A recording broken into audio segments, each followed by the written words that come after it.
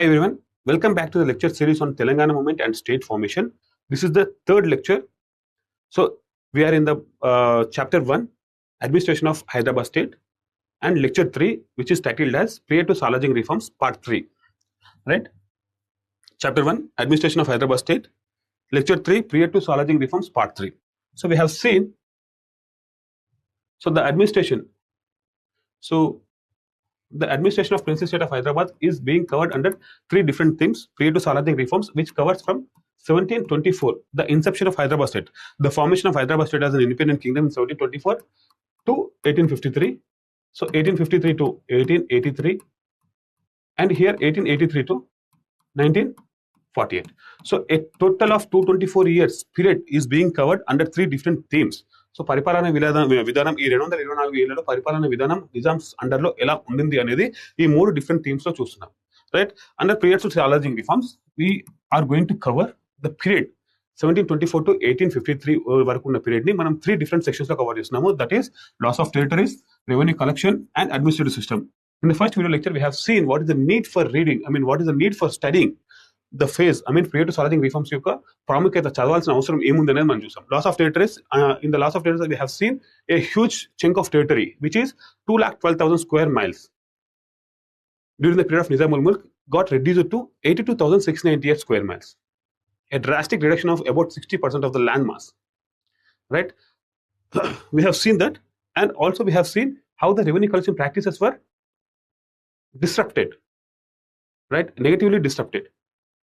How the administrative system was deteriorated.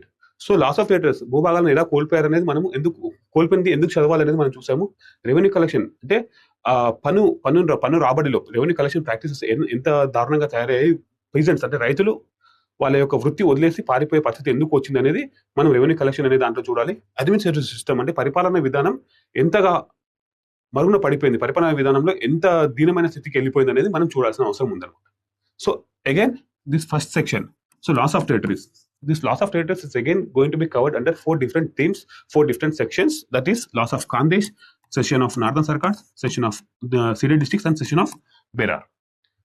So before moving to this, we have already covered the historical perspective of Nizams after Nizam al-Mulk, who became the Nizam, and what are the circumstances under which the French influenced the court decisions of the Nizam. So Nizams, Hyderabad state లో French యొక్క influence ఎలా పెరిగింది, French యొక్క నిజాం యొక్క decisions లో French ఎంతవరకు influence చేయగలిగారు, ఇవన్నీ కూడా మనం చూసాము. How Muzaffar Jung and Salabat Jung given away those territories, అంటే టెరిటరీస్ అయినా కానీ లక్షల్లో డబ్బు అయినా కానీ ఫ్రెంచ్ వాళ్ళకి ఎందుకు ఇచ్చారు, ఎలా ఇచ్చారు అనేది లాస్ట్ లెక్చర్ లో మనం చూసాం. Right, Muzaffar Jung was made as the ruler of Hyderabad state by Dupleix in lieu of what we call gratitude, in view of gratitude for becoming, making him as the ruler of Hyderabad state. Muzaffar Jang gave certain territories to the French company and gave certain lakhs of rupees to the Dupleix and made him the Nawab of all the territories from the south of Krishna river till Kanyakumari. Idantha manam last lecture lo chusam. In the same way, Salabat Jang was made as the ruler of Hyderabad state by Monsieur Bussy. So after becoming the new ruler of Hyderabad state, he also gave certain territories to the French company and also gave 25 lakh rupees to the Monsieur Bussy and several other lakh of rupees to the other French officials. So ila Nazir Jang unnappudu 1750 lo the treasury of the Nizams, treasury of Hyderabad state was about 2 crores rupees and 50 lakh jewelry. But however, by 1761 the state was not in a position to pay the salaries. Right, we have seen all these things. Today we are going to cover the concept loss of Khandesh. How the Nizams lost the province of Khandesh to the Marathas. How Nizams lost the province of Khandesh to the Marathas. Marathas ki ela kolpayaru, Marathas ki a Khandesh province ఇవ్వాల్సిన అవసరం ఎందుకు వచ్చింది అనేది మనం ఇప్పుడు చూస్తాం.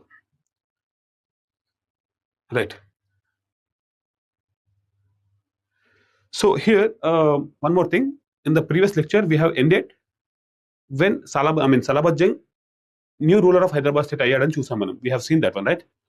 So during that period there were 2 contenders to the throne of Nizams. Hyderabad state యొక్క సింహాసనానికి ఎవరు ఇప్పుడు అధిపతి? Salabat Jang. So the throne of Salabat Jang was challenged by 2 contenders. two contenders. One was the eldest son. The other was youngest son of Nizam ul Mulk. So eldest son was Ghaziuddin. Youngest son was Nizam Ali Khan. Right. So we have already seen Ghaziuddin, who was most powerful among the all 6 sons of Nizam ul Mulk, was not interested in becoming the new Nizam of Hyderabad state because he wanted to try his fortunes. He wanted to establish his control over the Mughal court politics, right? So in the 1748 itself, Muhammad Shah died, and in his place, his son Ahmed Shah became the new Mughal emperor. So he wanted to appease, he wanted to influence the new ruler of Mughal court, and he wanted to establish his control over the court politics of the Delhi. So that's why he was not interested to establish his rule in Hyderabad state. So Hyderabad state ki atanu raju avvadaniki interest చూపించలేదు starting లో. However, within 1.5 years or 2 years, he was able to come to a conclusion that it was not that easy to play dice in the Mughals court. So Mughal కోర్టులో పావులు కదిలించడం అంత easy కాదు. So మనకు ఇది సరిపోదు. సో వీ హ్యావ్ నాకు Hyderabad state లో రాజ్యాన్ని పొందడమే బెటర్ దీనికన్నా, అక్కడ ఇండిపెండెంట్ రాజుగా ఉండడం ఇంకా బెటర్ అని చెప్పి ఒక కంక్లూజన్కి వస్తాడు. During that time only Nadir Jung was died. So when Nadir Jung died, he contemplated that it will be the best situation for me to reserve the throne or to capture the throne. So సింహాసనాన్ని చేపట్టడానికి ఇది correct time. Nadir Jung చనిపోయాడు. So next Salabat Jung ని రాజులాగా చేసింది కూడా ఎవడు? ఒక French వాడు, రైట్? సో నాదిర్ జంగ్ నుంచి సలాబత్ జంగ్ కి వచ్చే వరకు ఒక 2-3 నెలల్లో, ఆ 2-3 నెలల్లో ఎవరున్నారు రాజులాగా? ముజఫర్ జంగ్ కూడా చనిపోయాడు. నెక్స్ట్ సలాబత్ జంగ్ వచ్చాడు. So Salabat Jung is being made as the new ruler of Hyderabad state by Monsieur Bussy. So this was challenged by Ghaziuddin. In the meanwhile, Nizam Ali Khan యొక్క mother wanted her son to the new Nizam of Hyderabad state. So she wanted her son to become the new Nizam of Hyderabad state. So the powerful contenders, the two contenders for the throne of Nizam was the eldest son of Nizam ul Mulk, Ghaziuddin, the youngest son of Nizam ul Mulk, Nizam Ali Khan. So Hyderabad రాజ్యం యొక్క సింహాసనానికి ఎంతమంది పోటీ పడుతున్నారని చూసాము? ఇద్దరు. ఒకడు గాజివుద్దీన్, ఇంకొకడు Nizam Ali Khan, right? So ఈ ఇద్దట్లో ప్లస్ ఆల్రెడీ ఉన్న వాళ్ళు ఎవరు? సలాబత్ జంగ్. సో ఈ ముగ్గురులో కూడా Ghaziuddin was most powerful. So Ghaziuddin, after realising that his fortunes at the Delhi court were not in a position to yield any result, so అతనికి అక్కడ ఏ రిజల్ట్ లేదని తెలిసినాక, so he concluded a treaty with the Marathas, right? So to support him, right? So మీరు నాకు support చేయండి in my endeavour. You support, he offered Marathas to support him in his endeavour to establish his control over the Hyderabad state in return of certain territories from the Nizams. So Hyderabad state లో ఉన్న certain territories ని మీకు ఇస్తాను, మీరు నాకు support చేయండి. నేను రాజ్యానికి రాజు కావాలి, హైదరాబాద్ రాజ్యానికి రాజు కావాలి. ఆ ప్రక్రియలో మీరు నాకు సపోర్ట్ చేయండి, నేను ఒక సర్టెన్ టెరిటరీస్ మీకు ఇస్తాను. ఏమి ఇస్తానని ఒప్పుకున్నాడు? So here Tapi river and Godavari river, right? So the area in between Tapi and Godavari of Khandesh and western half of Berar. So western half of Berar and the area in between Tapi and Godavari of Khandesh province లో ఉన్న తాపి and Godavari మధ్యలో ఉన్న రాజ్యాన్ని, భూభాగాన్ని, plus western half of Berar, ఈ రెండింటిని కూడా, so in effect ఈ టోటల్ ఏరియాని మరాఠాస్కి ఇవ్వడానికి ఒప్పుకుంటాడు 1752లో. So after agreeing with this, after concluding a treaty with the Marathas, Ghaziuddin along with his army, in addition to the Marathas army, he entered Aurangabad city with a men of 1,50,000 force toni Aurangabad city loki enter avutadu. So during this time Salabad Jang and even Monsieur Bussy also feared of the grave consequences of a war with such kind of army. Anta pedda army tone yuddham jarigite దాని యొక్క పరిణామాలకి భయపడిపోయి they wanted to conclude a treaty with Ghaziuddin తో ఒక ఒప్పందం చేసుకుందామని చెప్పి, peaceful agreement చేసుకుందామని చెప్పి వాళ్ళు రెడీగా ఉంటారు. So during this period something happen here. So you have seen Ghaziuddin, Nizam Ali Khan, these two are the contenders to the post of Nizam post contenders వీళ్ళు. So he was the eldest son, Ghaziuddin, and Nizam Ali Khan was the youngest son, right? So this was seen actually. So మనం ఎంత discuss చేసాం దీని గురించి, right? Here I have already said Nizam Ali Khan's mother wanted her son to become the new Nizam. So she knew that Salahuddin was not that powerful. Salahuddin was a puppet ruler. He became the new ruler of Hyderabad state only because of the French support. If there was no French support, Salahuddin was not in a position to establish his control over the Hyderabad state. She knew that. But she also knew that among the three people, Salahuddin, Nizam Ali Khan, and Ghaziuddin, she knew that Ghaziuddin was the most powerful one. So once he established his control over the Hyderabad state, it was not, Nizam Ali Khan would not be in a position to establish his control. అంటే గాజీవుద్దీన్ ఒకసారి నిజాం అయితే అతని కొడుకులే రాజ్యం వెళ్తారు, కానీ తన కొడుకు అయిన నిజాం అలీ ఖాన్ ఎప్పటికీ కూడా నిజాం కాలేడు అని తనకు తెలుసు. సలాబజ్జంగ్ ఒక పప్పెట్ రూలర్ అని తెలుసు. సో సలాబజ్జంగ్ ని ఎలిమినేట్ చేయాల్సిన అవసరం లేదు, కానీ ఇక్కడ ఎవరికి చెక్ పెట్టాలి అనే తన యొక్క ఆలోచన గాజీవుద్దీన్కి. సో షీ ఇన్వైటెడ్ గాజీవుద్దీన్ ఎప్పుడైతే ఔరంగాబాద్ లోకి ఎంటర్ అవుతాడో 1,50,000 మెన్తోని, సలాబజ్జంగ్, బుస్సీ వీళ్ళిద్దరేమో ఒక పీస్ఫుల్ ట్రీటీ చేద్దాం వీళ్ళతో అని చెప్పి రెడీగా ఉంటారు. అలాగే అదే టైంలో ఈ నిజాం అలీ ఖాన్ వాళ్ళ మదర్, విడో మదర్, అంటే తనకి ఏమవుతుంది, పిన్ని అవుతుంది ఎవరికి, గాజీవుద్దీన్కి. She invited Ghaziuddin for dinner. So she mixed some poison in the dinner, the food that is offered to the Ghaziuddin. She mixed some poison and she made Ghaziuddin to die. So విషపూరితమైన ఆహారాన్ని పెట్టి గాజీవుద్దీన్ చంపేసింది. ఒక powerful contender, he came with the support of the Marathas with the force of 1,50,000, was died without any force, without using any force, without participating in any war. యుద్ధంలో పాల్గొనకుండా ఒక powerful contender ని చంపేసిందాం. So here one of the powerful contenders to the throne of Nizams was died. However, here one more thing here. So Ghaziuddin agreed to give certain territories to the Marathas, right? Upon which only Marathas supported Ghaziuddin. But Ghaziuddin died here. However, Marathas insisted on Salahuddin to honor the treaty made with the Ghaziuddin. అంటే మీ అన్నయ్య మాత్రం గాజీవుద్దీన్ ఒక treaty చేసుకున్నాడు. ఆ ట్రీటీలో భాగంగా, ఆ ఒప్పందంలో భాగంగా సర్టెన్ టెరిటరీస్ మాకు ఇస్తాను ఒప్పుకున్నాడు. సో నువ్వు ఆ ఒప్పందాన్ని హానర్ చేయాలి, లేకపోతే మేము మీ మీద యుద్ధం ప్రకటిస్తాము. సో ఏదైతే టెరిటరీస్ అతను ఇస్తా అన్నాడో ఆ టెరిటరీస్ మాకు నువ్వు ఇవ్వాలి, ఇవ్వకపోతే we will wage a war on you. So చేసేదేం లేక బుస్సీ కూడా ఇచ్చేస్తే పోతుంది అని చెప్పి తను సలహా ఇవ్వడం వల్ల Salabat Jung under the treaty of బాల్కీ in 1752, Salahuddin agreed to honor the treaty made by Ghaziuddin. Ghaziuddin ఏదైతే ఒప్పందం చేసుకుంటాడో ఆ ఒప్పందాన్ని నేను చేస్తానని చెప్పి ఒప్పుకుంటాడు అనమాట. So under the treaty of బాల్కీ,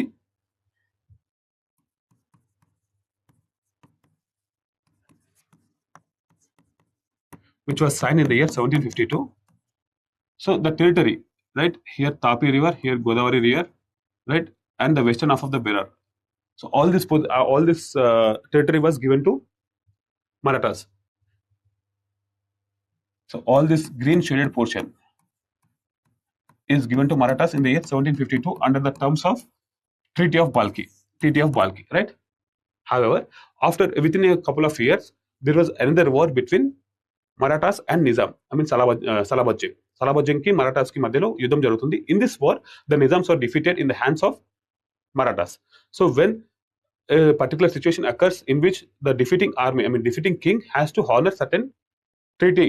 so ఎప్పుడైతే కానీ ఒక యుద్ధం జరుగుతుందో, యుద్ధంలో ఓడిపోయిన రాజు ఒక ఒప్పందం చేసుకోవాల్సి వస్తుంది. ఆ ఒప్పందంలో భాగంగా సర్టెన్ టెరిటరీస్ ని, భూభాగాలని గెలిచిన రాజుకి ఇచ్చేయాల్సి వస్తుంది.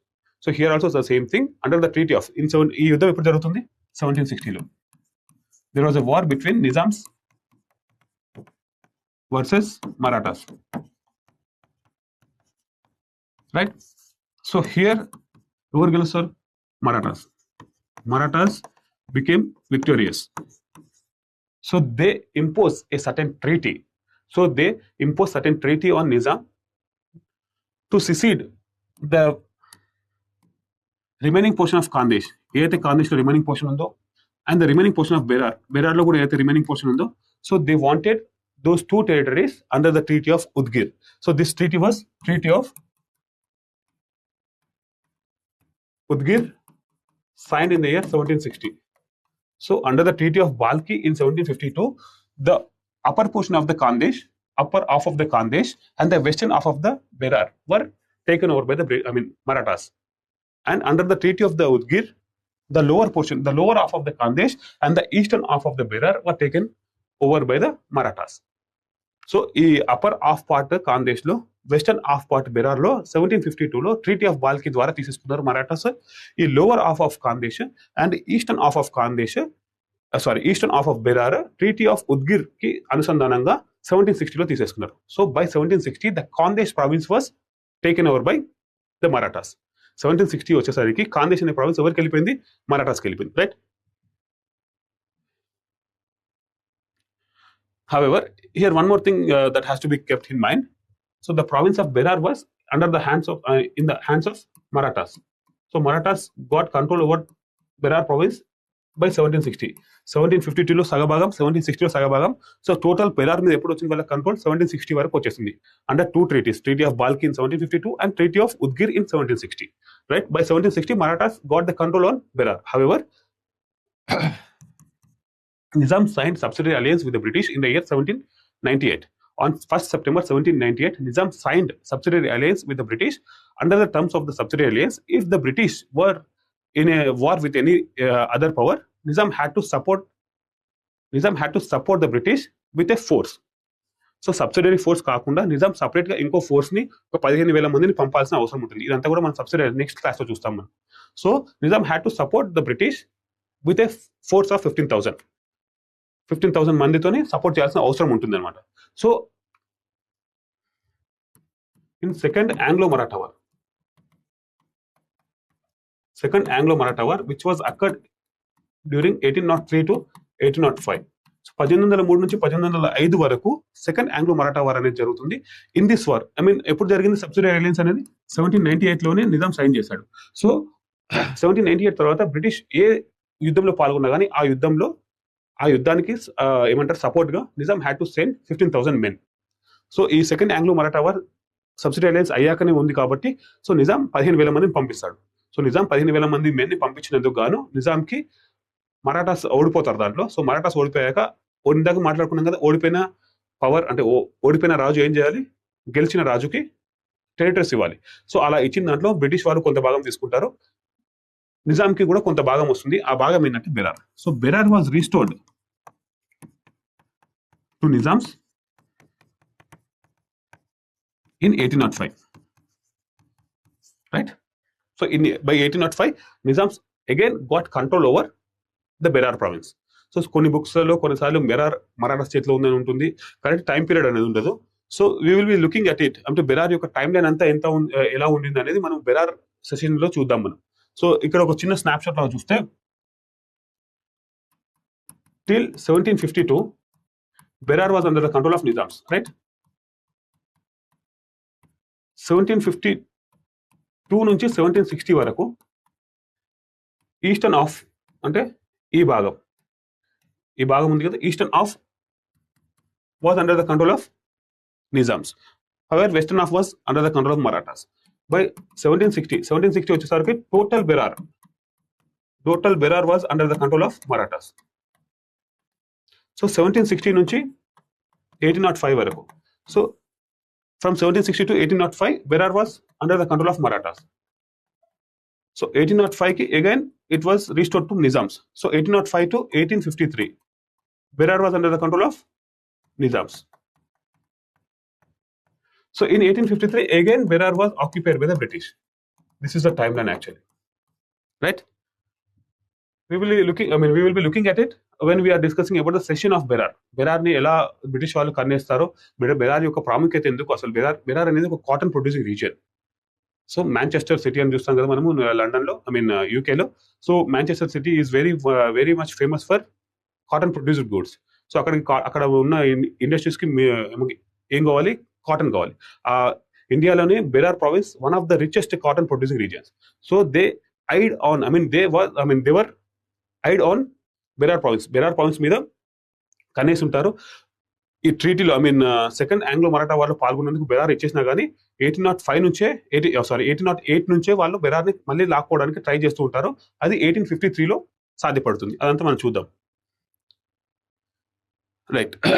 So we have completed loss of Khandesh. Loss of Khandesh was occurred by 1760. By 1760 Khandesh went into the hands of Marathas. So now we are going into cession of northern Sarkars. Session of Northern Circuits. So what are these Northern Circuits? These Northern Circuits were the districts of a combination of 5 districts: Elur, Srikakulam, Rajamandri, Guntur, and Kondapalli. Right? Kondapalli, Elur, Srikakulam, Rajamandri, and Guntur. So we will be looking at it. So first, history loki veldam koncham. We need to know something like French contingent. What is this French contingent? After this French contingent, we will be encountering about Hyderabad contingent, right? So what is the need for such a kind of contingent? Contingent is nothing but a group, a force, a military force. So French contingent means French force, French military force that is stationed in Hyderabad capital, that is Aurangabad, for the services of Salabat Jung. So when Muzaffar Jung tried to reach Aurangabad city from Pondicherry, he requested, we have seen in the previous lecture, so he requested Dupleix to arrange certain men, certain military officials to assist him because of the danger of the trio of Nawabs. ఆ nawabs నన్ను చంపేస్తారు, so నాకు ఒక force అనేది ఇవ్వు, ఆ force నేను తీసుకొని నేను సేఫ్గా ఔరంగాబాద్ వెళ్ళిపోతానని చెప్పి డ్యూప్లెక్స్ అడుగుతాడు. So because of Dupleix arranges under the leadership of Monsieur Bussy 300 European soldiers and 2,000 Indian Sipais. With the strength of 2,300 men, so Muzaffar Jung travels across the trio of Nawabs. Nawabs యొక్క territories నుంచి వస్తాడు. So during that time, Karnal Nawab kills Muzaffar Jung and Salabat Jung was elevated to the throne. So after Salabat Jung reaches Aurangabad city, the capital city of Hyderabad state, during that time, so he requested Monsieur Bussy to station a particular force in the Hyderabad city, French force in the Hyderabad city, for the protection of Salabat Jung from the imminent danger from the Ghaziuddin and Nizam Ali Khan. So Nizam Ali Khan, Ghaziuddin అనే ఇద్దరు powerful contenders ఉన్నారు కదా, so వాళ్ళ నుంచి ఉన్న danger ని తప్పిపోట్టడానికి, లేకపోతే వాళ్ళ నుంచి ఉన్న డేంజర్ కి ప్రొటెక్షన్ గా ఫ్రెంచ్ కంటింజెంట్ అనేది ఉండని అని చెప్పి, అంటే ఒక ఫ్రెంచ్ కంటింజెంట్ ని హైదరాబాద్ సిటీలో ఔరంగాబాద్ సిటీలో స్టేషన్ అంటే ఉంచమని చెప్పి రిక్వెస్ట్ చేశాడు. Because of that reason only French contingent was raised in the Hyderabad state in the Aurangabad city. So ఈ ఫ్రెంచ్ కంటింజెంట్ కి ప్రతి ఎంత మెయింటెనెన్స్ కి 1 lakh rupees per month. So ఈ ఫ్రెంచ్ కంటింజెంట్ కి 1 lakh rupees per month for the maintenance charges Nizam ఒప్పుకుంటాడు అనమాట. So ఆ French contingent, I'm ready to raise a contingent, a force for your protection, but you have to pay 1 lakh rupees per month for its maintenance అని చెప్పి Bussy చెప్తాడు. 1 lakh రూపాయలు ఖర్చు అవుతుంది ప్రతి నెల ఒక ఫోర్స్ ని నీకోసం అని చెప్పి రైజ్ చేయడానికి, అది నువ్వు రెడీ చేసుకొని చెప్తాడు. సలాబత్ జంగ్ ఓకే అంటాడు. So it is an earlier form of subsidiary alliance. So when your protection is in the hands of other person, an European company or European official, so it is an earlier form of subsidiary alliance. So subsidiary alliance aina gani, right? Ring of fence policy aina gani, interference in the internal affairs of the native states aina, all these novel ideas were the brainchild of the French, not the British. However, the British mastered over these things. French introduce చేశారు అంతేగాని British వాళ్ళు దీంట్లో master చేశారన్నమాట. So stationing a separate force for the protection of the Salabat Jung was an earlier form of subsidiary alliance. Subsidiary alliance అంటే కూడా ఏంటండి, British వాళ్ళు తీసుకొచ్చారు 1798లో. So if in case there was any danger from the outside, so external affairs లో నీకు ఏమైనా danger ఉంటే British will support you by raising a subsidiary force. However, the maintenance of the subsidiary force must be bear on the native ruler. That means here the Nizam ఖర్చు పెట్టుకొని ఒక నువ్వు నాకు ఇంత డబ్బులను ఇస్తే నీ కొరకు అని చెప్పి ఒక ఫోర్స్ ని నేను తయారు చేస్తాను.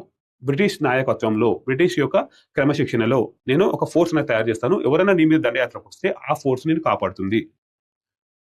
Right? So this is the subsidiary alliance provision actually. So we will be looking at it. Subsidiary alliance, what are the hidden provisions of the subsidiary alliance? How the Nizams were fooled. How the Nizams were misguided under the subsidiary alliance. So subsidiary alliance యొక్క original provisions అవన్నీ కూడా మనం next లెక్చర్లో చూస్తాము. Session of Ceded districts ని ఎలా దారాదత్తంగా ఇచ్చేయాల్సి వచ్చింది, ఎందుకు ఇచ్చేయాల్సి వచ్చింది, అసలు సబ్సిడరీ అలయన్స్ యొక్క యాక్చువల్ ప్రొవిజన్స్ ఏంటివి అనేది మనం నెక్స్ట్ లెక్చర్లో చూద్దాం. So here we have already seen the French contingent was raised on the request of the Salabat Jung. Salabat Jung requested Monsieur Bussy to raise a French contingent, and he agreed upon the condition that a 1 lakh rupee has to be paid every month for the maintenance of that particular contingent force. So here one thing happens. So the state finances were not in a good condition, right? State finances were not in a good condition. So the ruler, I mean the Salabat Jung, was failed to pay 1 lakh rupees every month for the maintenance of contingent, French contingent. So the treasury of Nazir Jung content, I mean, we are comparing it with 1750.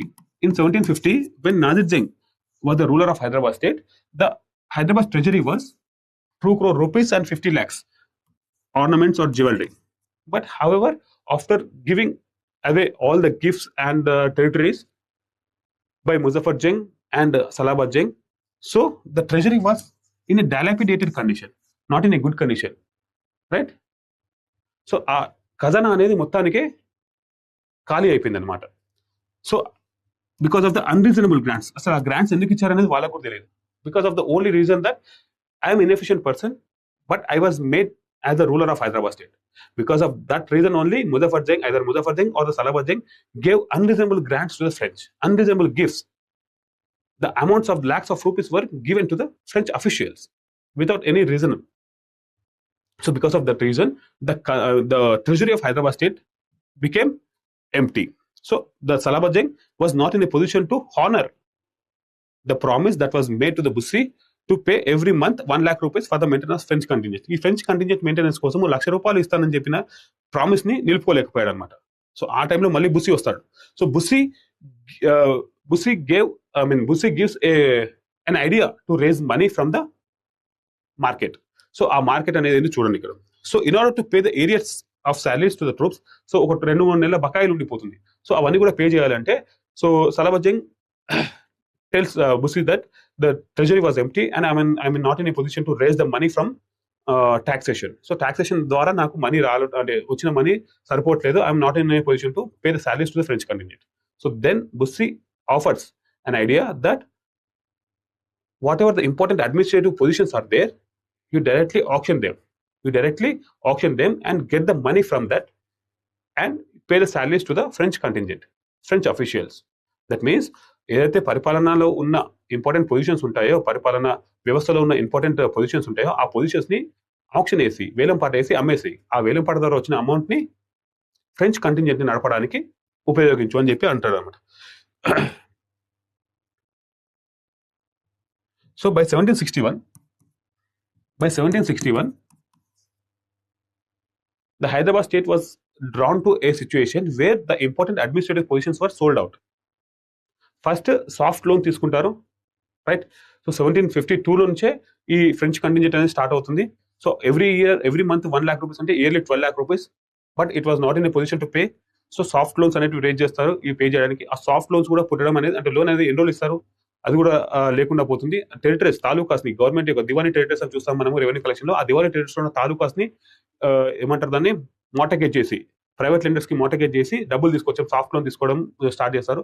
Even అది కూడా dry up అయిపోతుంది, ఆ loans కూడా dry up అయిపోతాయి. ఆ dry up అయిపోయాక Monsieur Bussy ఇచ్చే idea ఏంటంటే, you have to get amount from the optioning of important administrative positions. ఏవైతే పరిపాలన వ్యవస్థలో ఉన్న ఇంపార్టెంట్ పొజిషన్స్ ఉన్నాయో వాటిని వేలంపాట వేసి ఆ పోస్ట్ ని కొనుక్కున్న వాళ్ళ దగ్గర నుంచి కొన్ని lakhs of rupees ని డిమాండ్ చేయి అని చెప్పి చెప్తాడు అనమాట.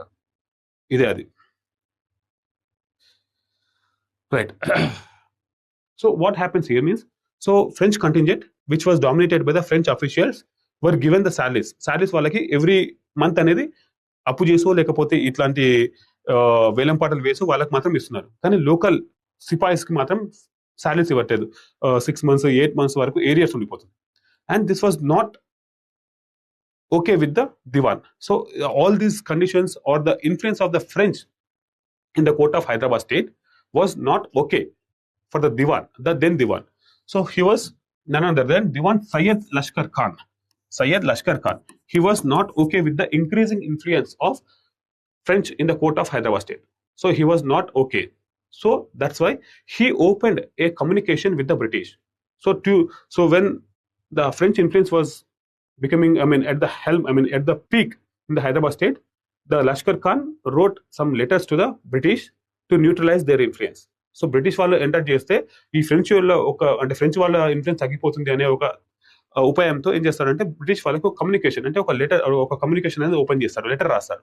However that letter went in to the hands of Bussy. ఆ లెటర్ బుస్సీ చేతిలో పడుతుంది. So Hyderabad state opened communication with the British. That means a strong rival of the French. So he wanted to wage a war on Salabat Jung. Till now, Bussy protected Salabat Jung. Because of that action of Diwan Syed Lashkar Khan, Bussy himself was in a position to wage a war on Salabat Jung. So కాపాడేవాడే ఇప్పుడు శిక్షించడానికి వస్తున్నాడు అన్నప్పుడు ఆ Salabat Jung ఏమైనా ఉంటుంది నా చేతిలో, సో నువ్వు ఏది కోరితే అది నేను ఇస్తాను అనే పొజిషన్కి అతను ఉంటాడు అనమాట. Because he is not in a position to challenge the authority of Bussy. He is not in a position to wage a war with Bussy, Monsieur Bussy. So, annoyed with the Diwan's actions, Bussy arrived Aurangabad with his forces. Aurangabad city ki atani yoka సైన్యంతో వస్తాడు. So చేసేదేం లేక Salabat Jung ఏం చేస్తాడు, so అతను చెప్పిన ట్రీటీకి ఒప్పుకుంటాడు. What is that treaty? This was happen in 1753. So according to this treaty, in 1753 this was happened. According to this treaty, 4 northern sarkars, namely Elur, Mustafanagar, that means Kondapalli, Rajamandri and Chikakol in the sense Srikakulam.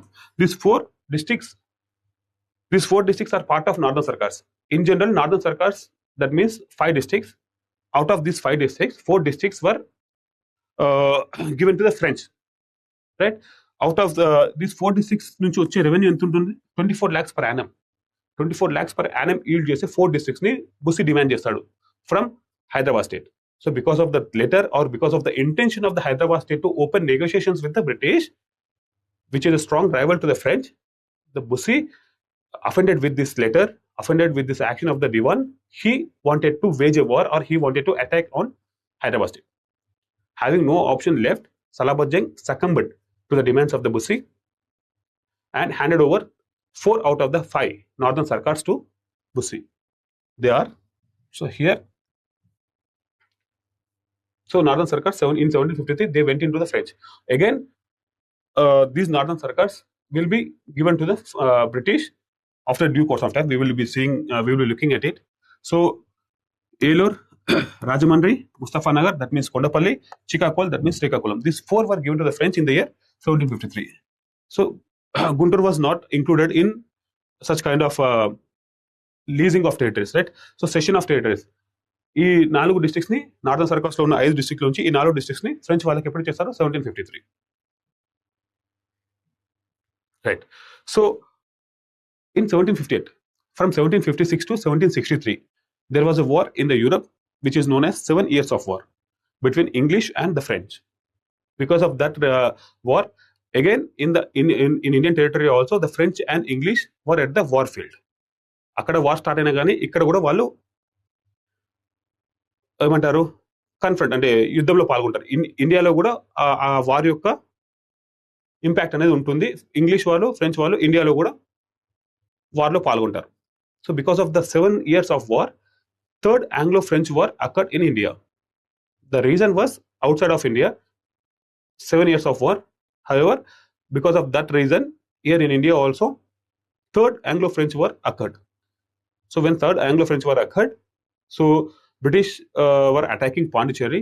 So the then Governor General of French, Count de Lally, he ordered Bussy to retreat from Hyderabad state and to support him at the Pondicherry. So Pondicherry ni British వాళ్ళు attack చేస్తూ ఉంటారు. So ఈ attack చేసే టైంలో French యొక్క force సరిపోదు.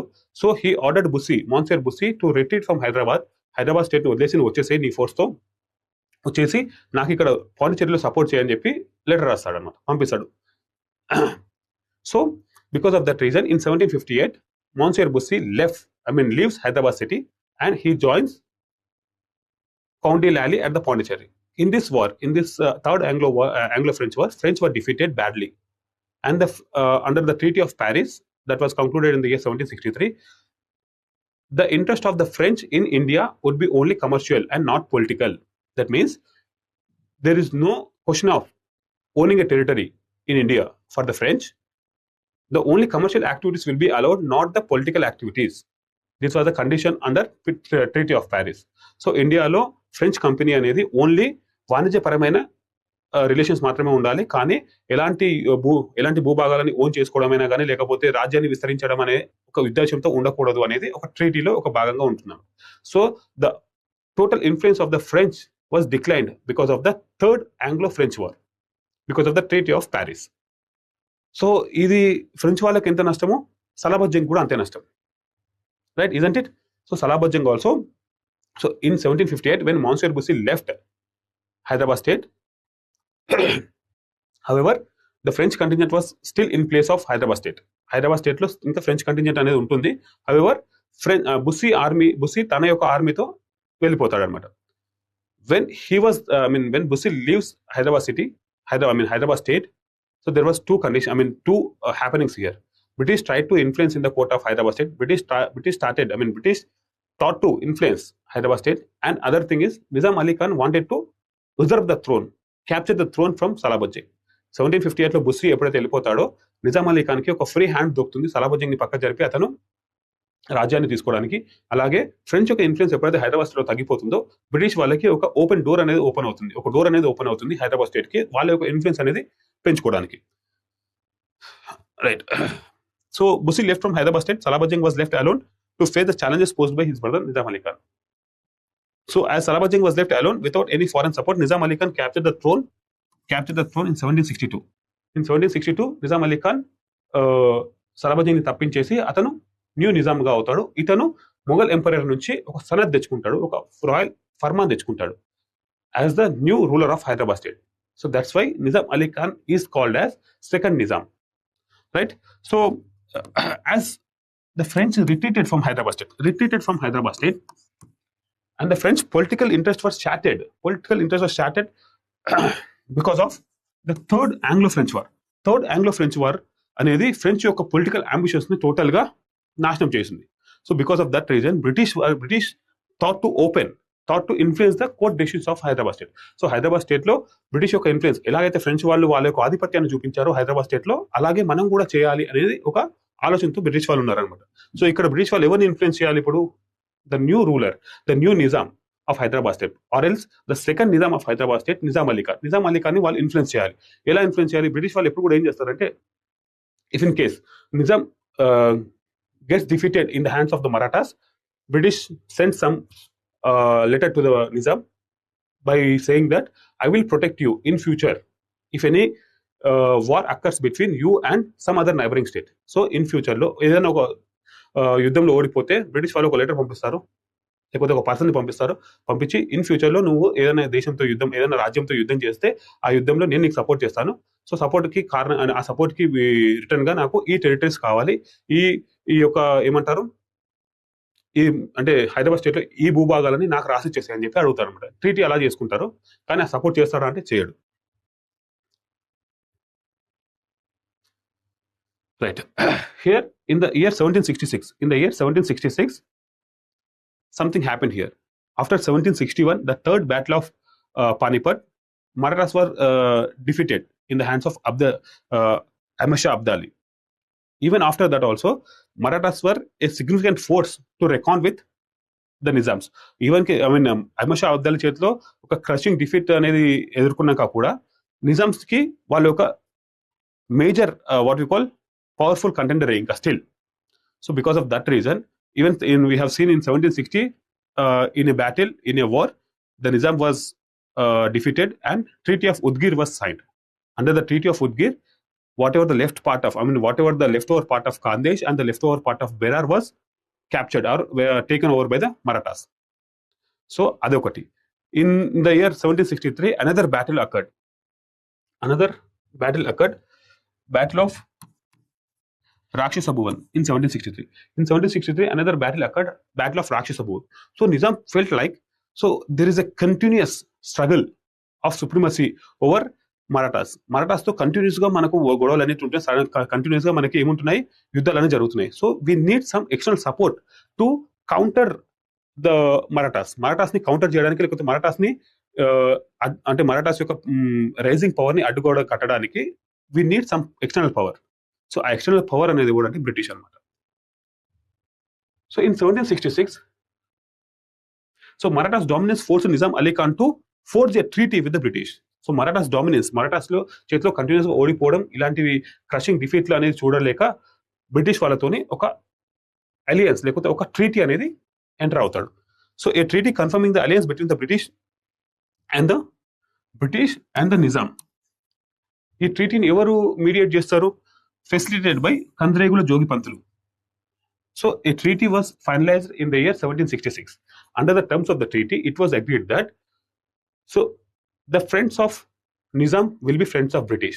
Friends of British will be friends of Nizam. The enemies of Nizam will be enemies of British. Enemies of British will be enemies of Nizam. So నీ మిత్రులు నా మిత్రులు, నీ శత్రువులు నా శత్రువులు అనే ఒక సిద్ధాంతంతోనే ఒక ఒప్పందానికి వస్తారనమాట వీళ్ళు. ఈ ఒప్పందంలో భాగంగా British force Nizam to lease the northern Circars to the British. Lease అనే సపరేట్, సెషన్ అనే సపరేట్ అమ్మ. లీజ్ అంటేనేమో ఎవ్రీ ఇయర్ సర్టెన్ అమౌంట్ అనేది బ్రిటిష్ వాళ్ళు ఇస్తారు. సెషన్ అంటేనేమో అంటే టోటల్ గా రెవెన్యూ రైట్స్ అనేటివి వాళ్ళకి ఇచ్చేయడం అనమాట. సో లీజ్ అంటే ఏంటంటే ఎవ్రీ ఇయర్ సమ్ అమౌంట్ అనేది వస్తుంది నిజాంకి. సెషన్ అంటే ఏంటంటే ఆల్ టుగెదర్ ఆ రెవెన్యూ రైట్స్ ని వాళ్ళకి ఇచ్చేయడం. So initially in 1766 because Treaty of 1766, under the provisions of the Treaty of 1766, British forced Nizam to lease northern sarkars. Northern sarkars ni lease ki ivamantaru certain amount ki. So in due course of time ఆ lease అనేది cession గా మారుతుంది. ఎలానో చూద్దాం. So treaty of 1766, military assistance. So to treat the enemies of one the enemies of other and contrariwise the friends of one. అంటే శత్రువులు అంటే నీ శత్రువులు నా శత్రువులు, నీ మిత్రులు నా మిత్రువులు అనే ఒక సిద్ధాంతం అనేది తీసుకుంటారు, కానీ సపోర్ట్ చేయరు. Right. So under the treaty of 1766, under the Treaty of 1766, there were 5 northern sarkars, right? Out of this, 4 were agreed to lease in 1766, and the Guntur Sarkar was agreed in 1768. 1768 లో ఇంకో agreement ద్వారా ఈ గుంటూరు సర్కార్ ని కూడా మాకు lease కి ఇవ్వాలి అంటారు. కానీ Guntur Sarkar was in the hands of under the leadership of Basalat Jung, who was another son of Nizamul Mulk. Nizamul Mulk అంటే ఈ నిజాం అలీ ఖాన్ కి అతను ఏమవుతాడు? బ్రదర్ అవుతాడు. So as Guntur Sarkar was under the leadership under the authority of Basalat Jung, so it was not given to British immediately. So Basalat Jung ని పక్కకు జరిపి ఇచ్చేంత అయితే లేదు కదా అక్కడ. బసాలత్ జంగ్ నిజాం అలీ ఖాన్ యొక్క brother. So it was agreed in 1768 that Guntur Sarkar will be given to the British under the lease only after the death of Basalat Jung. So ఎప్పుడైతే బసాలత్ జంగ్ అనేవాడు చనిపోయాక ఆ లీజ్ అనేది ఇస్తారనమాట. In 1766 remaining 4, whatever the northern sarkars are there are 5 northern sarkars. Out of 5, 4 will be given in 1766. Guntur సర్కార్ గురించి 1768 లో ఇంకో అగ్రిమెంట్ చేసుకుంటారు. ఈ అగ్రిమెంట్ ప్రకారంగా బసాలత్ జంగ్ చనిపోయాక గుంటూరు సర్కార్ని ఇచ్చేయాలని చెప్పి. So here these 4 northern sarkars. So here Guntur was not included here. So these 4 northern sarkars will be given to the British in 1766. 1766 and Guntur Sarkar only after the death of Basalat Jang as agreed in 1768. So 1766 లో ఉన్న ట్రీటీలో గుంటూరు సర్కార్ అనేది ఒక భాగం కాదు. అంటే గుంటూరు సర్కార్ గురించి ఏమీ లేదు దాంట్లో. దానికోసం గుంటూరు సర్కార్ కూడా మాకు కావాలని చెప్పి 1768 లో నిజాంని ఫోర్స్ చేసి ఇంకో ట్రీటీ చేసుకుంటారు. ఆ టైంలో నిజాం ఏం చెప్తాడంటే Guntur Sarkar was under the authority of my brother Basalat Jung, so I could not promise you that I could give it on a lease to you. So ఆ టైంలో మళ్ళీ బ్రిటిష్ వాళ్ళు ఏం చేస్తారంటే okay until and unless Basalat Jung was Basalat Jung బతుకున్నంత వరకు అతని ఆధీనంలోనే ఉండనివ్వండి Guntur Sarkar. Once Basalat Jung was died, so Basalat Jung చనిపోయాక మాత్రం ఆ గుంటూరు సర్కార్ని మాకు లీజ్కి ఇవ్వాలని చెప్పి అడుగుతారు. So why the British were in particular about this northern Sarkars? ఈ నార్థన్ సర్కార్స్ గురించి అంత పై ఎత్తులు వేయాల్సిన అవసరం ఏముంది? అతను చనిపోయాక సో ఇన్ ఫ్యూచర్ ఎప్పుడైనా అడగొచ్చు కదా. ఇప్పుడే అగ్రిమెంట్ 1768 లోనే అగ్రిమెంట్ చేసుకోవాల్సిన అవసరం ఉంది. Because of the reason that here Odisha, right, here Odisha, here west Bengal, so here Bihar. So Bihar, Odisha, west Bengal, all these together known as Bengal province, Bengal presidency. So this Bengal presidency is under the leadership of under the control of the British. So in continuation of that, if Northern Sarkars, if Guntur was also under the control of the British, here the Madras presidency is there. So ఈ ఒక continuous అంటే eastern coastal belt మొత్తం వాళ్ళ continuation వాళ్ళ అండర్లో ఉండాలి అని చెప్పి ఈ నార్థన్ సర్కార్స్ ని, ఈ గుంటూరు సర్కార్ని వాళ్ళ ఆధీనంలో తెచ్చుకుంటారు అనమాట. Isn't it? So first lease అంటారు, ఆ తర్వాత అపాన్ సమ్ కండిషన్స్ దాన్ని సెషన్ చేస్తారు. సెషన్ అంటే all together the revenue rights were given, all together the territories were given to the British, right? So ఈ లీజింగ్ అనేది ఎలా అయింది? ఈ లీజింగ్ కి ఎంత అమౌంట్ ఇస్తారో ఒప్పుకున్నారు. How much amount that is agreed to pay by the British to the Nizam. So here, Elur, Rajahmundry, Mustafanagar, that is Kondapalli, Chikakul, that is Srikakulam. These four were given to the British in 1766 itself, right? So Murtuzanagar, that is Guntur, that has to be given. I mean, that is to be given only after the death of Basalat Jung. So here, for these three districts, Elur, Rajahmundry, and Mustafanagar, that is Kondapalli. Elur, Rajahmundry, Mustafanagar, that is Kondapalli. For these three districts, a rupees of 5 lakhs per annum will be given to the Nizam. And for these two districts, that means Srikakulam and Murtuzanagar, that is Guntur, for each 2 lakh rupees. That means ఈ మూడింటి కలిపి 5 లక్షలు, దీనికో 2 లక్షలు, దీనికో 2 లక్షలు ఇస్తామని చెప్పి ఒప్పుకుంటారు అనమాట. సో బై 1766, ఫ్రమ్ 1766 లో ఎన్ని అయ్యాయి? ఈ 4, 1 2 3 4. So for these 3, 5 lakhs, for this turn 2 lakhs. So a total of 7 lakh rupees has to be paid by the British to the Nizam in lieu of the leasing of these 4 territories, 4 Northern Sarkars. ఈ 4 Northern Sarkars districts ని ఇవ్వాలి అంటే 7 lakh rupees. ఈ మూడిటికి 5 లక్షలు, దీనికి 2 లక్షలు, 7 లక్షల రూపాయలు ప్రతి ఈ సంవత్సరం కట్టాల్సి ఉంది అన్నమాట. కానీ ఆడు కట్టాడు, కడతాడు. బ్రిటిష్ ఎందుకు అవుతాడు? So Basalat Jung died in the year 1782, right? 1782 లో చనిపోతాడు.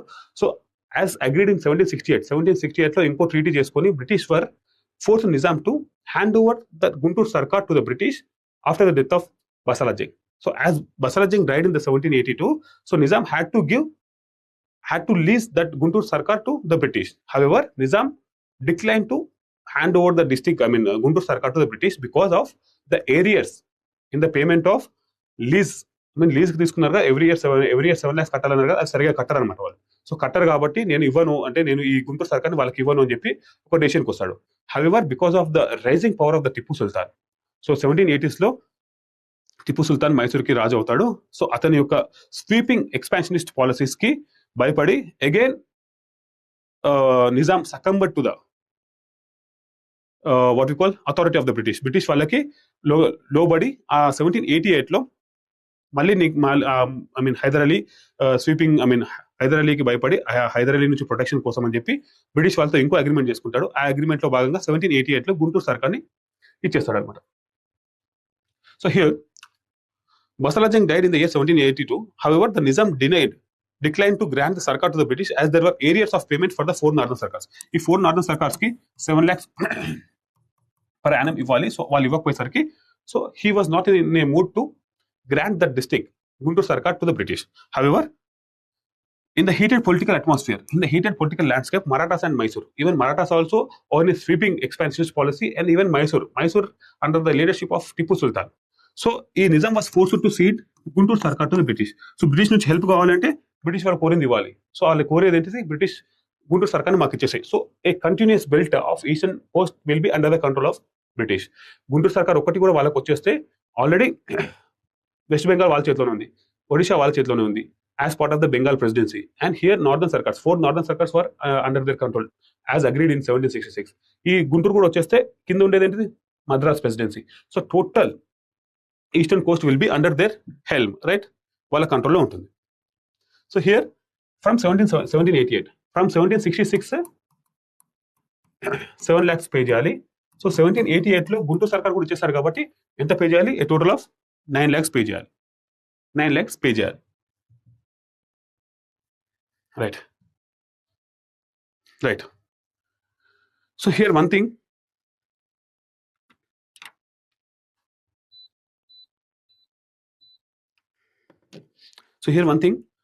there is a company by name Palmer and Sons.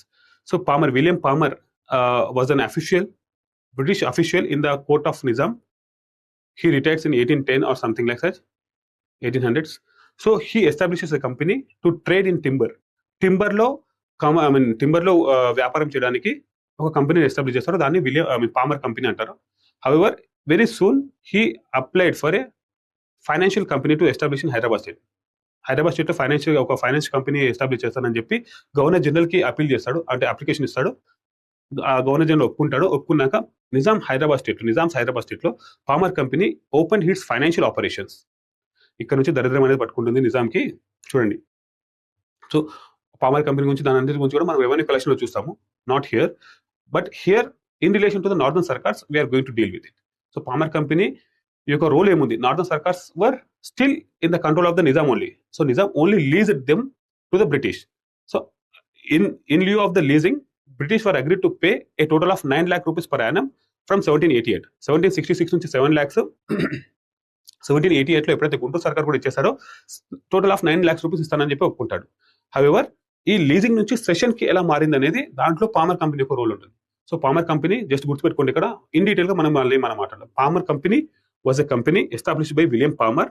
Initially it was established to trade in timber లో వ్యాపారం చేయడానికి స్టార్ట్ చేశారు. గోదావరి వ్యాలీ ఏరియాలో టింబర్ ఉంటుంది కదా, ఆ టింబర్ లో వ్యాపారం చేయడానికి.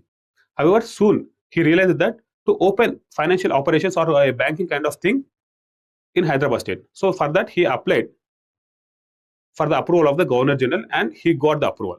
So he opens financial operations around 1814, 1814. 1814లో ఫైనాన్షియల్ ఆపరేషన్ స్టార్ట్ చేస్తాడు. So soon by this time Chandulal was taking care of the operations of the Hyderabad state. దివాన్ వాడే, పేష్కర్ వాడే. సో దివాన్, పేష్కర్ ఈ రెండు ఇంపార్టెంట్ పొజిషన్స్ కూడా వాన్ చేతిలోనే ఉంటాయి. So to look in the good British వాళ్ళ ముందు ఒక మంచి పేరు తెచ్చుకోవడానికి అని చెప్పి ఈ విలియం పామర్ కంపెనీకి రెసిడెంట్ ఉంటాడు కదా, ఆ రెసిడెంట్ ముందు ఇతను బ్రిటిష్ వాళ్ళకి చాలా సహాయపడుతున్నాడు, లేకపోతే బ్రిటిష్ వాళ్ళకి సహాయం చేస్తున్నాడు అని ఒక పేరు తెచ్చుకోవడానికి he supports William Palmer company without any hesitation. So he applies for loans. So loans అనేది బయట నుంచి కూడా ప్రైవేట్ సాహుకార్స్ దగ్గర నుంచి కూడా తీసుకోవచ్చు, but he declines to take from the private sahukars and he prefers to take it from William Palmer. Just go through the slide for a minute.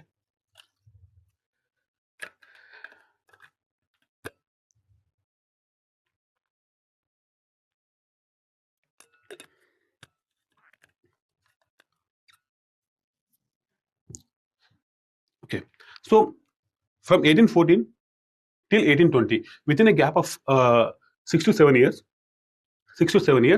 Palmer Company, actually the operations of the Palmer Company are like such.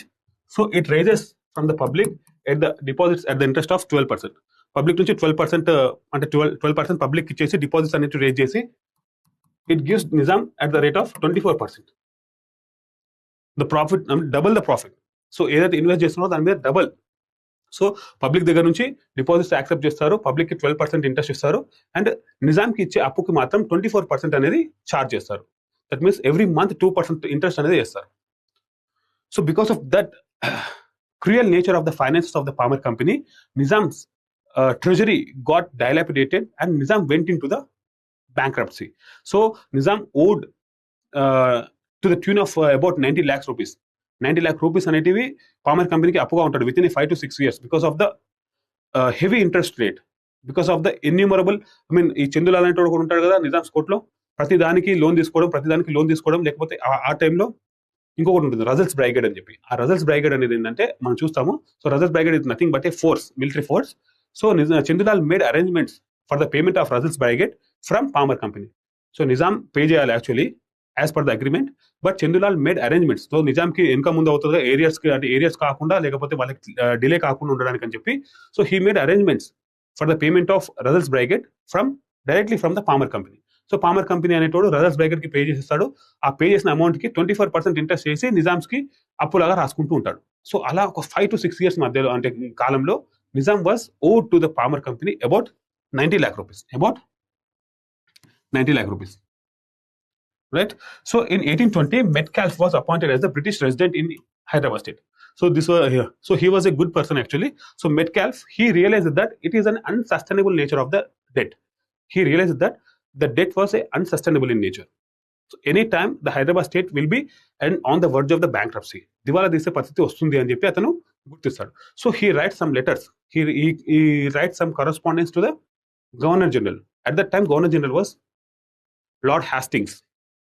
However, he did not take any action because of the reason that in the Palmer Company, his son-in-law was William Humboldt. ఇదంతా మనం చూస్తాం మళ్ళీ. William Humboldt was a partner in that Palmer Company. So అతని యొక్క అల్లుడే ఒక partner కాబట్టి he did not take any action or he did not reply to the Metcalfe. However, in 1823, Lord Hastings replaces 1823లో లార్డ్ హ్యాస్టింగ్స్ యొక్క పదవి కాలం అయిపోతుంది. So 1823లో John Adam అనే అతను గవర్నర్ జనరల్ లాగా, యాక్టింగ్ గవర్నర్ జనరల్ లాగా అపాయింట్ అవుతాడు బ్రిటిష్ ఇండియాకి. So John Adam, who was acting governor general of India, he actually, whatever the letters that were written to the governor general were given to John Adam. So whatever the communication that was made from Charles Metcalfe ఏదైతే communication పంపిస్తాడో అది John Adam చేతిలో పడుతుంది. అతను చూస్తాడు ఇదంతా కూడా. చూసి it is the unsustainable nature of the finances. So Palmer company must have to stop lending to the Nizam. So నిజామ్స్కి లెండింగ్ అంటే ఏమంటారు, అప్పులు ఇవ్వడం ఆపేసేయాలి. And whatever the lump sum amount ఉందో దాన్ని కూడా నిజాం తీర్చేయాలి. బట్ నిజాం దగ్గర డబ్బులు ఉండవు. సో నిజాం ఖజానా ఖాళీ అయి ఉంటుంది. So he makes some arrangements to clear the debt of the Palmer Company, and he restricts the Palmer Company to lend any amount to the Nizams in future లో భవిష్యత్తులో పామర్ కంపెనీ నిజామ్స్కి ఎలాంటి అప్పులు ఇవ్వకుండా ఒక రూల్ అనేది తీసుకొస్తాడు. అలాగే palmar కంపెనీకి ఏదో 90 లక్షలు, అరౌండ్ 90 లక్షల అప్పు ఉంటుందో ఆ అప్పును కూడా తీర్చేయడానికి సమ్ అరేంజ్మెంట్స్ అనేది చేస్తాడు. What are those arrangements? So he makes, ఇక్కడ ఒక దరిద్రం చూడండి, 80 lakhs అప్పు ఉంటుంది. 80 lakhs అప్పు ఉంటుంది. సో ఆ 80 lakhs అప్పుకి 8 lakhs అప్పు ఉంటుంది. ఆ అప్పుకి 8 lakhs బోనస్ అంట. ఆ బోనస్ ఎందుకు? అప్పు కూడా బోనస్ అది. ఇంకో 6 lakhs కంపన్సేషన్. సో నిజాం యొక్క యాక్చువల్ అప్పు ఎంత? 80 lakhs ఉంటే దానికి 8 lakhs బోనస్ అని చెప్పి 6 lakhs కంపన్సేషన్ అని చెప్పి టోటల్ గా 94 lakhs కి తీసుకెళ్తారు అనమాట. Because of the illegal accounts maintain by the Chandulal యొక్క క్రూయల్ నేచర్ కి ఇది ఒక నిదర్శనం అనమాట. ఉన్న అప్పు ఉంటే దానికి బోనస్ అని చెప్పి, కంపన్సేషన్ అని చెప్పి ఒక 14 lakhs ఎక్స్ట్రా రాసి పెడతారు. So John Adam decline to pay this. Bonus and compensation, and he agreed to pay 80 lakhs from the residency treasury. Residency అనేది ఉంటుంది కదా హైదరాబాద్ స్టేట్ లో, ఆ రెసిడెన్సీ ట్రెజరీ నుంచి, ఖజానా నుంచి 8 lakhs పే చేయడానికి ఒప్పుకొని in future the Palmer company shall not give any lending, shall not give any finances to the Nizam government అనే ఒక రూల్ పెడతాడు. Right. So here what happens? ఫ్రీగా ఇస్తాడా John Adam? Is it that good? No. So he makes arrangement that, so whatever the amount that is paying for the northern Sarkars, so Guntur సర్కార్తో కలుపుకొని 5 districts కి ఎంత ఇస్తున్నారు? Every year 9 lakh rupees ఇస్తున్నారు. Right. So ఆ 9 lakh rupees ని in future మేము ఇవ్వము, వాటికి బదులుగా ఈ 80 lakhs కట్టేస్తాము. ఆ 80 lakhs కి ఆ 9 lakh rupees ని టోటల్ గా ఇవ్వరనమాట. ఇది win to win situation. Win to win situation కాదు, బ్రిటిష్ వాళ్ళకి ఎక్కువ పాజిటివ్ ఇది. సో నిజాంకి డెట్ అనేది క్లియర్ అవుతుంది, కానీ పర్పెచువల్ గా the rights of these northern Circars will be in the hands of the British. So leasing నుంచి సెషన్ కి, లీజింగ్ అని ఏంటి అంటే వాడు పే చేయాలి బ్యాక్. సెషన్ అంటే టోటల్ గా వాళ్ళ ఆధీనంలోకి వెళ్ళిపోతాయి ఆ districts. So because of clearing the 80 lakh rupees by the residency treasury, from the residency treasury, John Adam made arrangements to cut whatever the leasing is there. Leasing amount is there, 9 lakh rupees per annum. That amount will not be given to the Nizam. ఆ 9 లక్షలు నిజాంకి ఇవ్వము. So in Liu of that ఆ territories ని total గా కొనుక్కోవడానికి 80 lakh rupees pay చేశారనమాట. In short, simple గా చెప్పాలంటే ఆ 5 districts కి ఏదైతే పైకం చెల్లిస్తున్నారో, ఏదైతే రెంట్ లాగా చెల్లిస్తున్నారో, లీజింగ్ అమౌంట్ లాగా, ఆ లీజింగ్ అమౌంట్ ఇవ్వము. ఆ 5 districts ని టోటల్ గా కొనుక్కోవడానికి ఈ 80 lakhs ఉన్న అప్పుని నేను తీరుస్తున్నాం అనేది సింపుల్ గా చెప్పడానికి. సో ఇక్కడ ఏం చూసాం మనము, 1788 నుంచి 9 lakh rupees ని పే చేస్తున్నారు ఎవరు? బ్రిటిష్ వాళ్ళు. So that 9 lakh rupees will not be given anymore from 1823 నుంచి ఆ 9 lakh rupees Rao. So what ever that is happen here. So total 5 districts ఉన్నాయి నార్దర్న్ సర్కార్స్ లో. 4 1766 లో లీజ్కి ఇచ్చారు. మిగతా 1 ఎప్పుడు లీజ్కి ఇచ్చాడు? 1788 లో. right? So from 1788, total 5 districts were under the lease. However, by 1823, these were ceded districts, ceded to the British. That is, total ownership was in the hands of the British. That means there is no authority of the Nizam over these 5 districts. ఈ 5 జిల్లాల మీద నిజాంకి ఎలాంటి అధికారం లేదు. Total revenue అధికారాలు, administrative అధికారాలు కూడా ఎవరి చేతిలోకి వెళ్ళిపోయాయి? బ్రిటిష్ వాళ్ళ చేతిలోకి. ఎందుకు? నిజాంకి పామర్ కంపెనీకి ఉన్న అప్పును తీర్చే స్తోమత లేదు కాబట్టి ఆ రెసిడెన్సీ ట్రెజరీ నుంచి అది తీర్చారు కాబట్టి బ్రిటిష్ వాళ్ళకి ఈ టోటల్ గా 5 సర్కార్స్ కూడా వాళ్ళు కొనేసుకున్నారు అనమాట. సో ఒక్కసారి ఈ నార్దర్న్ సర్కార్స్ యొక్క టైం లైన్ చూద్దాం. So we have discussed from 1753 itself. In the year 1753, northern sarkars, the 4 districts of northern sarkars, they are Elur, Rajamandri, Mustafanagar, otherwise Kondapalli, Chikakol, otherwise Srikakulam, were given to the French for the maintenance of French contingent. French contingent యొక్క maintenance కోసం Salabat Jung in the year 1753, these 4 districts of northern sarkars were given to the French. However,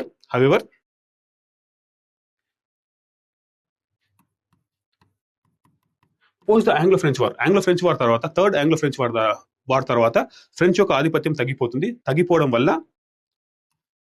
ఈ northern Circars, ఈ 4 northern Circars కూడా మళ్ళీ నిజాం చేతిలోకి వస్తాయి, right? So ఎప్పుడైతే French అనే వాళ్ళు ఏ భూభాగాలని ఓన్ చేసుకోకూడదు అని చెప్పి ఒక రూల్ ఉంటుందో ట్రీటీ ఆఫ్ ప్యారిస్ లో, ఆ ట్రీటీకి అనుసంధానంగా the control over these 4 northern Sarkars again came under the control of Nizam యొక్క చేతిలోకి వచ్చేస్తుంది. So in 1766, because of the continuous defeats in the hands of the Marathas, Nizam wanted to establish a treaty with the British. So this treaty was facilitated by Kandragula Jogi Pantulo. So 1766 లో ఒక treaty అవుతుంది. ఈ ట్రీటీకి అనుసంధానంగా northern Circars లో ఉన్న 4 districts ని, ఏవైతే ఏ 4 districts ఉన్నాయో అవే ఏలూరు, రాజమండ్రి, ముస్తఫానగర్, కొండపల్లి, శ్రీకాకుళం ఆర్ శ్రీకాకుళం, ఈ 4 డిస్ట్రిక్ట్స్ కూడా లీజ్ స్కీమ్ అని అడుగుతారు at the cost of 7 lakh rupees per annum. And 1768 లో ఇంకొక ట్రీటీ చేసుకుంటారు. ఈ ట్రీటీకి అనుసంధానంగా గుంటూరు డిస్ట్రిక్ట్ కూడా మాకు కావాలని అడుగుతారు. But Guntur district was in the control of Basalat Jung, who was the brother of Salabat Jung, Nizam Ali Khan యొక్క బ్రదర్, అతను అన్న అవుతాడు. So he was not in a position to honour that. So it was agreed in 1768 that after the death of the Basalat Jung, so that Guntur Sarkar will be given to the British. అదనేది ఒక అగ్రిమెంట్కి వస్తుంది. 1768 లో agreement ఉంటుంది. 1782 లో బసాలత్ జంగ్ చనిపోతాడు. However in 1782 it self Nizam did not honour the treaty. So 1768 లో చేసుకున్న ఒప్పందాన్ని అతను గౌరవించాడు. ఎందుకంటే ఆ 7 lakh rupees ఏవైతే ఇవ్వాలో ఇంతకు ముందు అవే బకాయిలు ఉంటాయి. So they are not paying the leasing amount. So ఈ డిస్ట్రిక్ట్ నేను ఇవ్వను అని చెప్పి కూర్చుంటాడు అతను. హౌవెవర్ మైసూర్ స్టేట్ లో, మైసూర్ స్టేట్ ఎవరి ఆధీనంలో ఉంటున్నప్పుడు టిపు సుల్తాన్, మరాఠాస్ కూడా స్వీపింగ్ ఎక్స్పాన్షనిస్ట్, అంటే నిజామ్స్ యొక్క టెరిటరీస్ లోకి చొరబడుతూ ఉంటారు. So to protect their Nizam's territory from Mysore and Marathas, again he comes in to the terms of the British. So British వాళ్ళు చెప్పిన మాట విని బ్రిటిష్ నుంచి ప్రొటెక్షన్ కోరుతాడు. సో 1788 లో ఈ గుంటూరు సర్కార్ని కూడా బ్రిటిష్ వాళ్ళకి ఇచ్చేస్తాడు.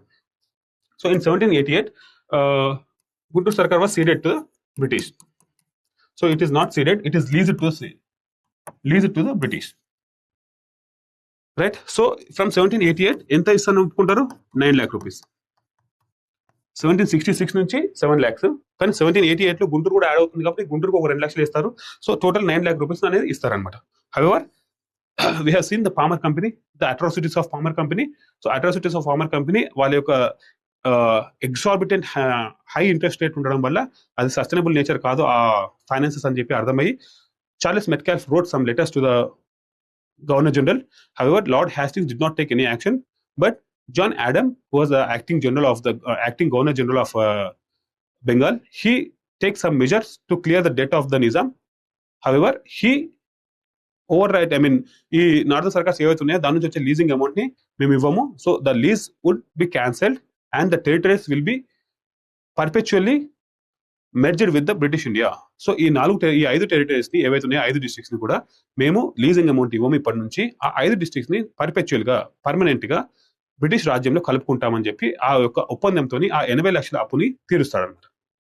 సో ఇది నార్దర్న్ సర్కార్స్ యొక్క story. So from leasing to cession, from leasing to loss of northern Sarkars. లీజ్కి ఇచ్చాడు, తర్వాత లాస్ అయిపోయారు వాళ్ళు. ఎలా లాస్ అయ్యారో మనం చూసాం, right? So far we have seen in this present lecture, we have seen the loss of Khandesh, how the Nizam lost the Khandesh province to the Marathas. We have seen that. So under two treaties, the whole of Khandesh was lost to the Marathas, Treaty of Balki in 1752 and Treaty of Udgir in 1716, right? Thereafter, we have seen Northern Sarkars. In the Northern Sarkars also, first the Northern Sarkars, those districts, the 4 districts of Northern Sarkar were given to the French because of the imminent danger. So a British, Diwan untaru kada, Lashkar Khan, Syed Lashkar Khan, he opens communication with the British. So దానికి వ్యతిరేకంగా Bussy వచ్చి సలాబత్ జంగ్ మీద war ప్రకటించడానికి రెడీగా ఉన్నప్పుడు సలాబత్ జంగ్ ఆ 4 territories ని బుస్సీకి ఇచ్చేస్తాడు. అండ్ ఆ 4 టెరిటరీస్ నుంచే ఫ్రెంచ్ కంటింజెంట్ యొక్క జీతభత్యాలు ఇస్తూ ఉంటారు, రైట్? ఆఫ్టర్ దట్ 1753 తర్వాత 1756 నుంచి 1758 వరకు, 1756 నుంచి 1763 వరకు థర్డ్ ఆంగ్లో మరాఠా వార్ అవుతుంది, థర్డ్ ఆంగ్లో ఫ్రెంచ్ వార్ అవుతుంది. ఈ ఆంగ్లో ఫ్రెంచ్ వార్లో ఫ్రెంచ్ యొక్క ఆధిపత్యం అనేది టోటల్ గా డిక్లైన్ అయిపోతుంది. So again those territories, those 4 districts were again came under the control of the Nizams. So the British were eyeing on, అంటే వాళ్ళకు ఒక కన్ను ఉంటుంది. ఈ నార్థన్ సర్కార్స్ ని, గుంటూరు సర్కార్ని వాళ్ళలో కలుపుకుంటే టోటల్ ఈస్టర్న్ కోస్ట్ మొత్తం కూడా వాళ్ళ ఆధీనంలో ఉంటుంది. బికాస్ బెంగాల్, ఒడిషా రెండు కూడా వాళ్ళ ఆధీనంలో ఉంటాయి. సో నార్థన్ సర్కార్స్ ఇక్కడ గుంటూరుని తీసేసుకుంటే కింద సీడెడ్ డిస్ట్రిక్ట్స్ కూడా ఉంటాయి, వాటిని నెక్స్ట్ కలుపుకుంటారు, నెక్స్ట్ లెక్చర్ లో చూద్దాం. సో టోటల్ గా ఒక బెల్ట్ అనేది వాళ్ళ ఆధీనంలో ఉంటుంది. Because the trade is the main occupation of their activities. So వాణిజ్యం అనేది వాళ్ళకి కావాలి, కామర్స్ వాళ్ళకి కావాలి. సో ఆ టోటల్ కోస్టల్ లైన్ మొత్తం వాళ్ళ ఆధీనంలో ఉంటే వాళ్ళకి ఇంకా తిరుగు ఉండదు అనే దాంతో ఈ నార్థన్ సర్కార్స్ ని వాళ్ళు 1766 తో రాయించుకుంటారు. ఈ గుంటూరు సర్కార్కి 1768 లో ఇంకో అగ్రిమెంట్ చేసుకుని బసాలజింగ్ చనిపోయాక ఆ గుంటూరు సర్కార్ని కూడా మాకు లీజ్కి ఇచ్చేయాలంటారు. సో 1766 నుంచి 7 lakhs రూపీస్ కడతామని ఒప్పుకుంటారు 4 districts కి. 1788 లో గుంటూరు డిస్ట్రిక్ట్ కూడా ఇచ్చేస్తారు కాబట్టి 9 lakh రూపీస్ ఇస్తామంటారు. కానీ ఒకసారి ఇస్తారు, ఒకసారి ఇవ్వరు, అలాగే నడుస్తూ ఉంటుంది అది. కానీ 1820 వచ్చేసరికి Charles Metcalfe, who was the British resident at the time, he revealed that he came to know that whatever the finances that were given by the Palmer company to the Nizam were not in a sustainable nature. That means they are not in a sustainable nature. Nizam ఎప్పటికి కూడా వాటిని తీర్చలేడు, ఎందుకంటే every year the bulk of the interest will be high. So he wrote some letter to the Governor General. సో ఆ governor general తర్వాత acting governor general ఎవరైతే John Adam వస్తాడో అతను క్లియర్ చేసేసి ఈ నార్థన్ సర్కార్స్ టోటల్ గా పర్పెచువల్ గా బ్రిటిష్ ఇండియాలో కలిపేసుకుంటారు, right? Hope you all understood what the lecture series. సో ఇంత డెప్త్గా వెళ్తున్నామంటే ఒకసారి అంటే ఒక స్టోరీ లాగా వినేసి సో ఏదైనా ఇంపార్టెంట్ పాయింట్స్ నోట్ చేసుకుంటే సరిపోతుంది. సో మళ్ళీ రిపీటెడ్గా చూడాల్సిన అవసరం లేదు. Okay, thank you, have a good day.